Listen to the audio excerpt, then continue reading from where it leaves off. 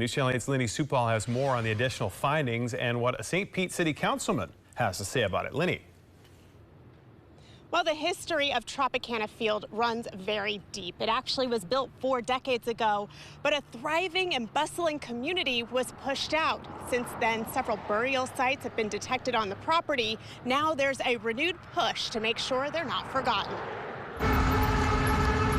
The embattled Tropicana Field and its unknown fate in the future at the forefront of conversation once again. Over the years, radar searches detected unmarked burial sites beneath the parking lot. Now, new developments are coming to the surface. We know that the city has done further testing.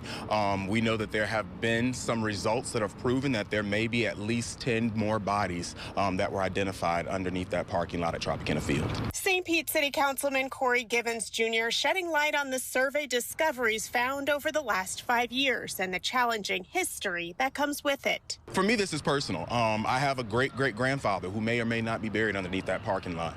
My grandmother, she passed away not knowing whether or not her grandfather had been reinterred at Lincoln Cemetery or if his body was still buried underneath that parking lot. Givens says at one point 3 cemeteries existed under the lots. Now he's putting pressure on city leaders. He believes more needs to be done to preserve St. Pete's history.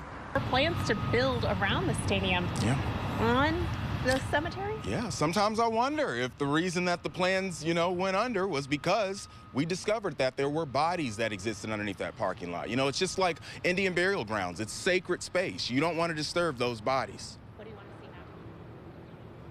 see now? In addition to the descendants and having conversations about the next steps, Councilman Givens also wants the city to erect a historical marker on site. Reporting live from St. Petersburg, Lenny Supal, 8 on your side.